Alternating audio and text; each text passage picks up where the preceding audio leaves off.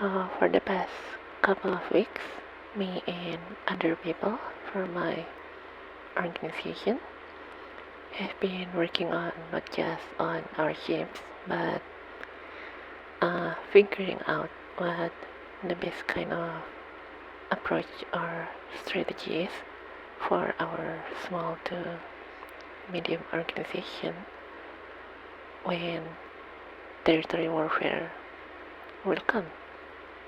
And we've done battle simulations in space and considering all other factors too, of course. And it's decided that the best approach for a small to medium organization in the universe to be able to protect their interests, especially against larger organizations, is by having the ability to mount a sustained assault. And we're going to talk about how exactly this sustained assault can be carried out, and ship designs play a lot into that strategy. But first, let's talk about what a lot of people are fearing right now regarding the upcoming territory warfare. So, one of the main concerns that a lot of people have right now regarding PVP in the upcoming territory warfare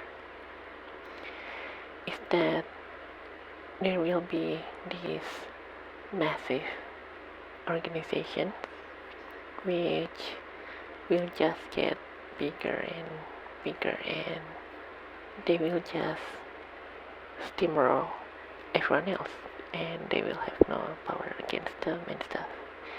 But this kind of mindset or fear is slightly misguided.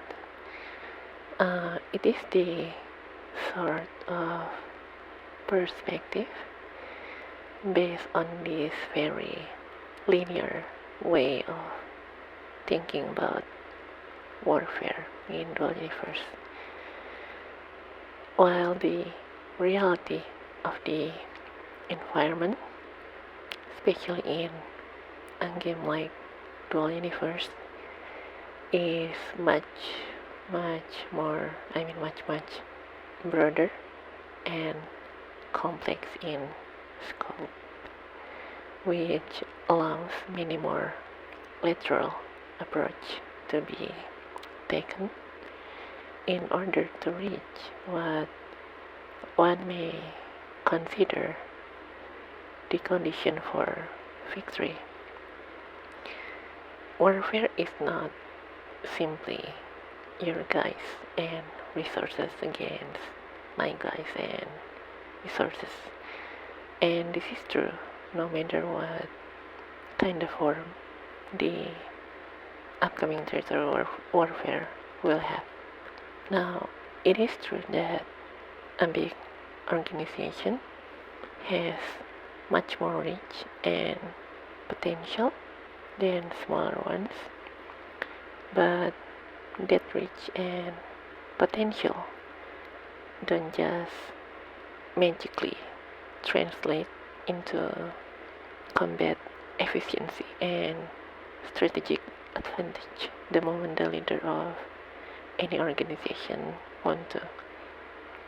And one of the first steps into understanding why that is the case is by not only looking from your perspective, but also from the perspective of other organizations and their members. So your enemies are not obedient robots. They are not NPCs. They don't just follow orders without a good reason for them to do so. And generally, the bigger the organization is, the more frail, fake, and abstract this good reason is. And no one understands this fragility better than the leader of any organization. And this is where the ability of mounting a mobile sustained assault comes into play, and how it will be to the benefit of smaller to medium-sized organization to have this ability. As a small or a medium-sized organization, you don't want to do a defensive war or have an overall defensive strategy as the main way to repel or deter potential enemies, because any bigger organization can just overwhelm your small one with sheer numbers. It's a losing battle if you're doing it that way.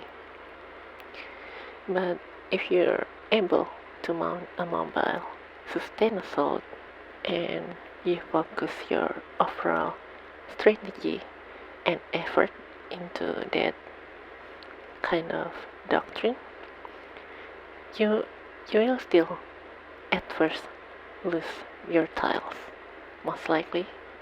But even if you're taking a defensive stance, you don't really have a chance anyway against very big organizations.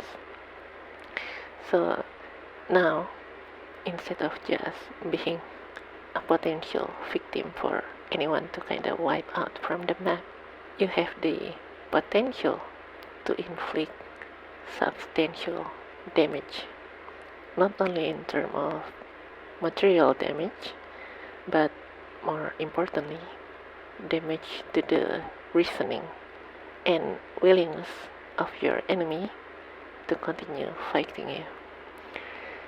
As an example, let's say you and your organization are just happily mining and refining a certain ore on some tiles that you guys own on this small moon, right? But then some large organization just kind of decide to come in and do a hostile takeover of the moon and your tiles. Now, if you're thinking defensively, like I said, it's only a matter of time before you get overwhelmed and driven off the moon. But if you have the ability to mount a substantial sustained assault, you became an unnecessary enemy. Try to look at the situation from the enemy leader's perspective. First, they are a big organization, which naturally brings them more enemies and potential enemies to begin with. And if you can constantly attack them, either after or before they take your tiles, sooner or later, any reasonable organization leader would probably say something like, alright, that's it. Like, this is not worth it. You can have your tiles and we will have ours. Let's just not attack each other. And this will be the case most of the time, because even if they're able to summon a lot of people to do constant defenses and guarding of their territories and stuff, first they will need more people to do that more than you allocate for the salts, because they will need to possibly guard multiple points, and they will need enough number to beat your attack every time at all time, because they wouldn't know when you might attack them. So that's already a massive strain to their resource and manpower compared to what they are getting from attacking you, basically. So the risk, resource, manpower, and time they will need to spend for that kind of defense will simply not worth the reward or what they're getting. And any reasonable leader will try to instead get a deal with you, because if they keep doing these intensive defense operations, well, you kind of loom around being a potential risk to them. Not only they are spending more than you do in terms of manpower and resource, but they also risk looking silly and unreasonable to the members of their organization. It might not be a 100% assurance that if you keep attack your enemy like that, they will just try to deal with you, but it has the virtue of being the more sensible strategy compared to a defensive one, where the matter of your defeat is only a matter of time. And even if it doesn't lead to what you might consider a victory, at least you know that you're doing more damage to them than what they do to you. And you're straining them simply by existing as a threat, even when you're doing nothing, because they will have to constantly guard against your potential attack.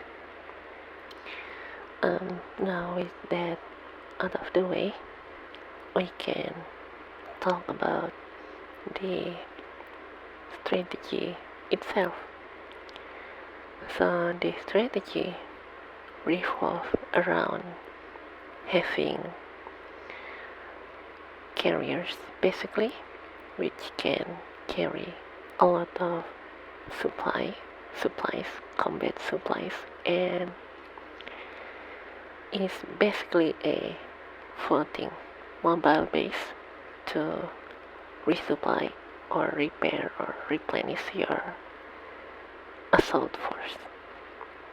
And one of the obvious benefits of doing it this way compared to just launching your assault from whatever planet you're based on is it obviously keeps the overall operational cost and crew fatigue down. And this is true because, for example, if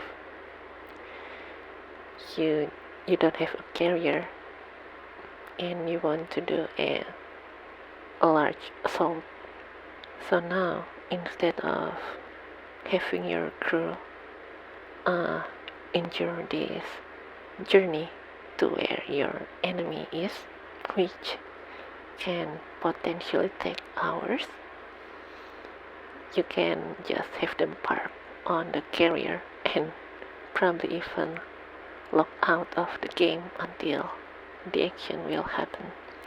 And you can say, well, we'll just put jump drive on the ships, but that's gonna be becoming expensive really quickly, especially if you're talking about a lot of small ships, not to mention the cost of the warp cells, of course.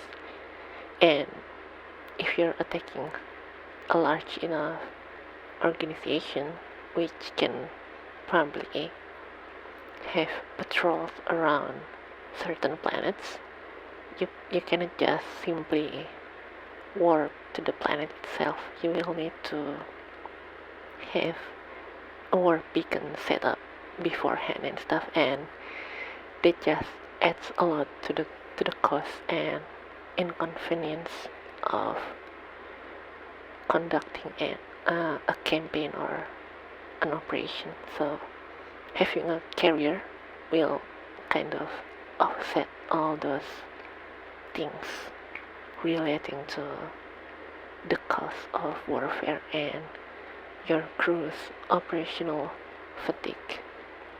So the idea is, at least for my organization, we will have these carriers that when we need to, we will orbit or kind of hang around certain targets, like probably they're on a planet and stuff, from a safe distance, and we launch our assault from the carriers. And because the carrier is mobile, we can keep it safe and stuff from potential enemy counterattack. And this can help when you're doing an assault operation or campaign that can possibly last for days. And of course, you can, if you're running out of supplies, you can send which is basically a foraging party to any nearby planet or moon, and you can possibly set up a temporary outpost there with some manufacturing facilities, not permanent ones, of course, because your enemy will eventually find out, but it's not that easy to find out that kind of facility between the thousands of tiles. So they will probably not know that it's there for days or weeks anyway. And with a carrier or carriers, you also have lots of options in terms of where you want to base your assault from. The first obvious option is obviously in the deep space, not too far from the target planet or moon. And you can also hang in lower orbit, because in lower orbit they will not be able to use space radar. They will be restricted to atmospheric radar, which basically reduce their chance of finding you by a whole lot. Or if you're confident enough that your enemies has been beaten up enough that they don't really have that much firepower left, you can also bring down the carrier itself to kind of bring more firepower to your less assault on the target and stuff. And so yeah, those are basically why we choose this carrier strategy in relation to our overall having the ability to mount a sustained assault strategy.